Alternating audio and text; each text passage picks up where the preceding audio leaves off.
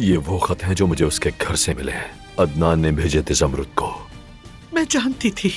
कहीं अदनान ने तो आदिल को नहीं मरवाया? तुम तो लड़की के जिस्म शैतान।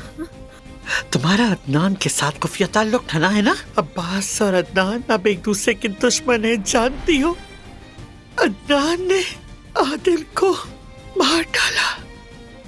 निकलो मेरे घर से, निकलो।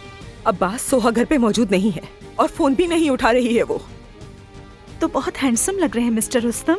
आइए अंदर आइए ना। हमारे घर को बर्बाद कर दिया, हमारे खानदान को भी घेर दिया। क्या वो वाकई 18 साल की थी? बेटा, अब्बास ने एक 18 साल लड़की के साथ ऐसा कैसे किया? वो सिर्फ 18 साल की थी और हामला भी थी। तुम्हें यकीन तो है ना नियाज़ी, ये वही जगह है? बिल्कुल यही है।